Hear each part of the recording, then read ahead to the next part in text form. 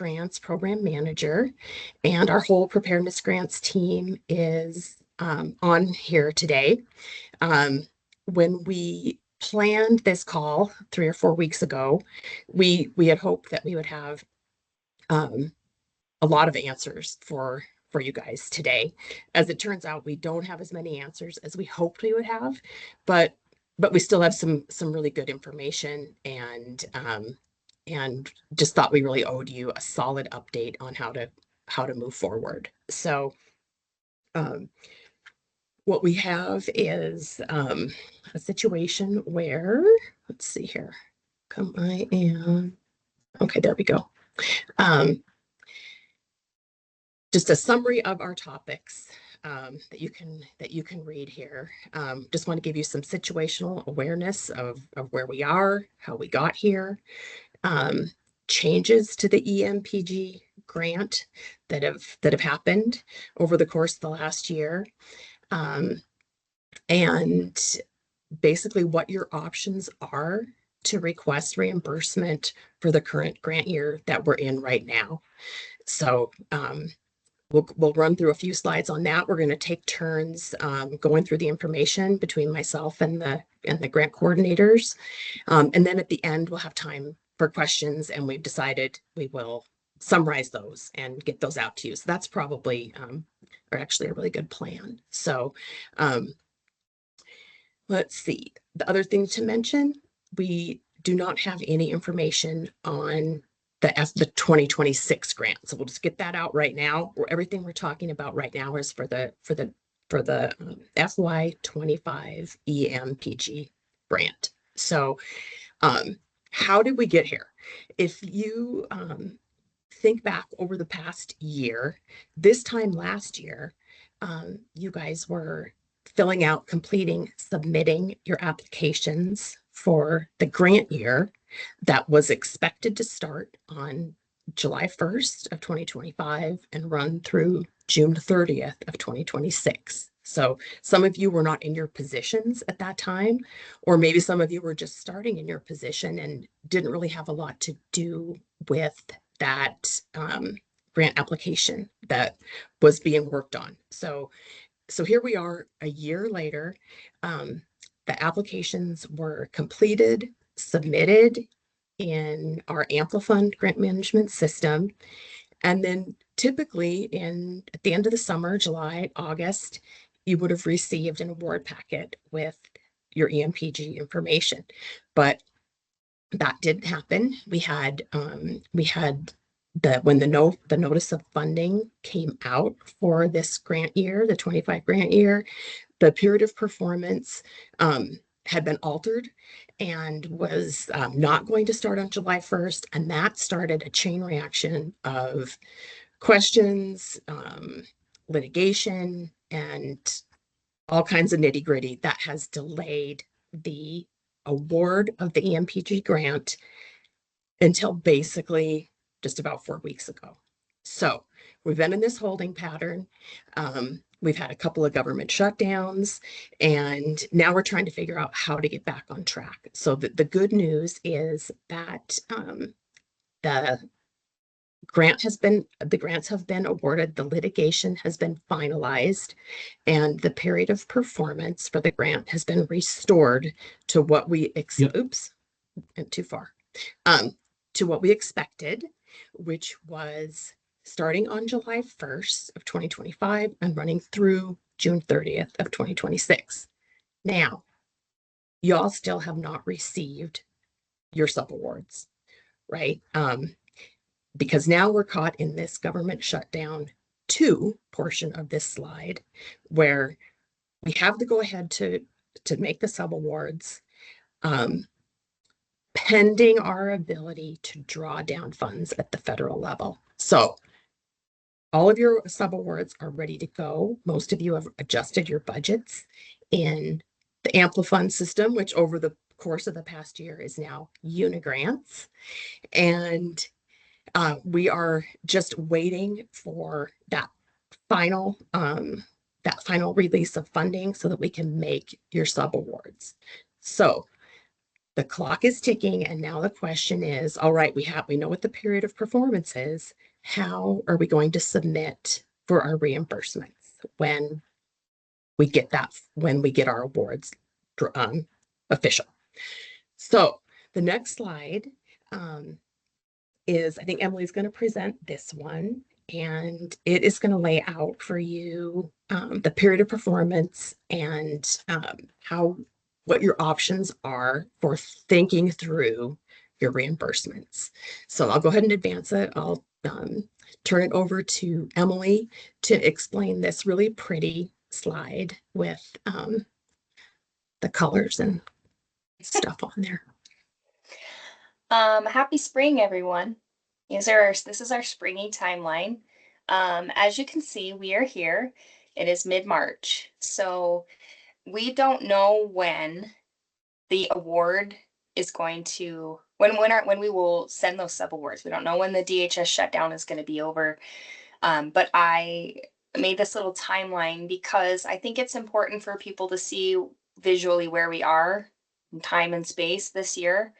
And also generally what would be due if we had our awards out today, what would be left remaining on our old schedule.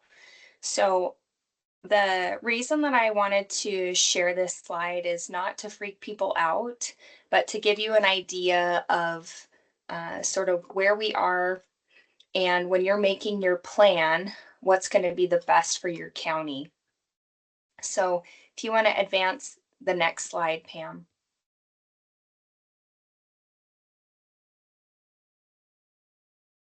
So because this has been such an unusual year, we just want to reiterate that we want to maximize flexibility for jurisdictions. When you're making your plan for what you want to do when awards are released and we're able to move forward with reimbursements, we want you to understand that the period of performance has been restored. So expenses are eligible all the way back to July 1st. That would be typical of any EMPG year that we've had. So the expenses would be eligible, but you're not required to submit for prior quarters. So an example, so this is just a screenshot here from the work plan document. So if you have, so if you, let's say your jurisdiction is not going to need to go back in time to claim anything. Let's say your salary and fringe for quarters 3 and 4, so starting January, are going to eat up the EMPG award that you have, and that's all you want to claim. You don't want to worry about the rest of the year, then that's totally fine. You would just update your quarter narratives for quarter 3 and 4. Or maybe it's quarter 2, 3, and 4. But for example, if you have your code red or your other your notification system is paid for August 1st, you're going to have to go back and you're planning to claim that. You're going to have to fill out quarter 1, 2, 3, and 4 on your work plan. So do you want to advance the slide, please? And then just a quick note on that. Please do not rewrite your work plan. When I say update your quarter narratives, you are just going to be updating that document like you normally would. It's just a very condensed version of that as far as the timeline. So if you're going to be just claiming, Q3 or Q4, you don't need to worry about the narratives for Q1, Q2. Now, when it comes time to do all of this, and we have some more slides later about a plan for a working session, but this is just a key takeaway for you as you start planning is whatever you're planning to claim, your quarter narratives need to justify that this was an active grant and you were working in that time. I think that's all I have. Okay, thanks, Emily.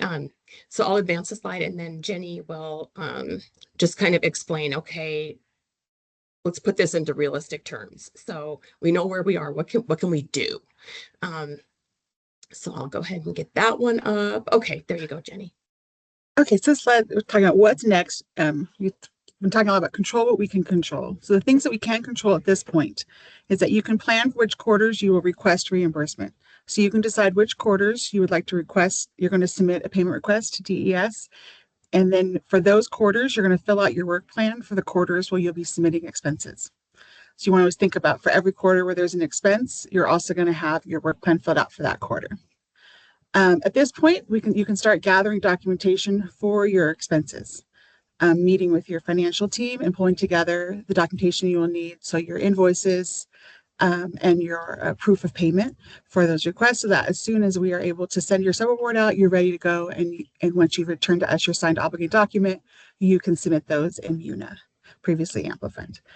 You can also give your commissioners a heads up that the obligated document will need a quick signature turnaround. So obviously we're in quarter 3 of this grant, and we're eagerly awaiting the funding for DHS to reopen. So I'm sure for all of you, once you get the obligated document, you're going to want to turn that around as quick as possible so that you're able to request for reimbursement.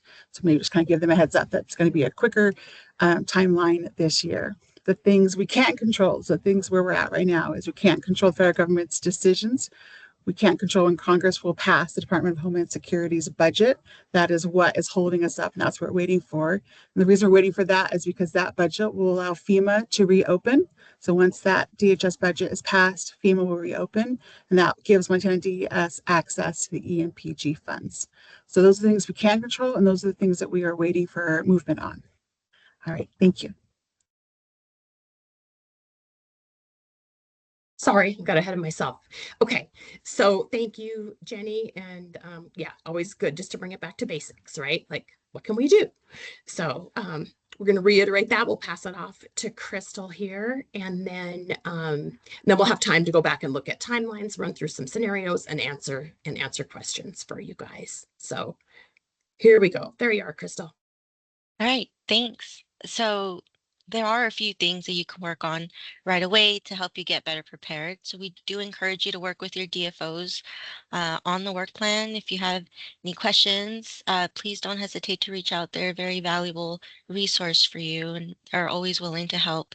And if you're new or if you just need another copy of your work plan, if you can please drop your name and email in the chat and we'll send those off to you right away. Another thing that you can do right away is to work with your county finance person to start gathering those supporting documentations that you'll be needing to submit your reimbursement requests. And of course, you can always reach out to any one of us at the grants team if you have any questions or if you need any support.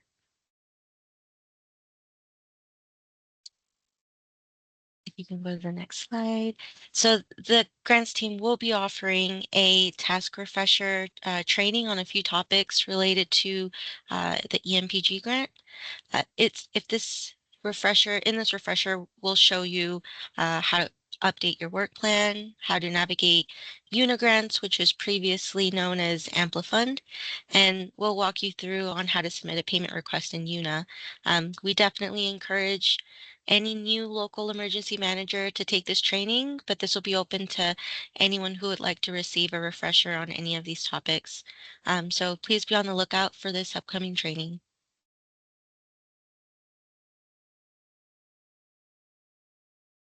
Great. Thank you so much. Yeah. It has been a while. It has been, basically a year or, 9 months since you guys have been working in UNA. So, we don't have a date yet, but we'll put together some refreshers on this.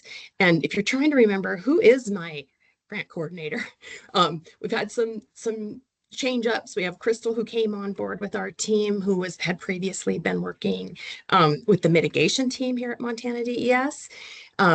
So Crystal is in the covering the area in blue on this map that previously where I was the point of contact for all you folks. So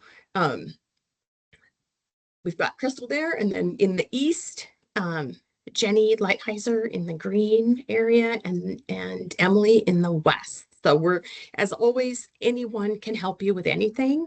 But in terms of being just your primary point of contact, that's your starting point. And then we've got on here too, there's our contact info if anybody needs that. So, always that's what we're here for, is to help you guys, with your questions and your scenarios. And I don't know, I mean, I think I've said it a million times. Boy, we don't like being in a situation where we have to come back and tell you all the things we don't know. So please just believe that that we're doing the best we can with the information we have, and we just really appreciate your patience and not taking out any frustrations on us. So with that, let's see what kind of questions there are. And I'm going to go ahead and go back to the colorful Easter egg slide. And let's see, because this one has the timeline, and I think this is just really, really useful for, oops, what happened? There it is. Okay. So I can't tell, is there anything in the chat question wise? Or does anybody just want to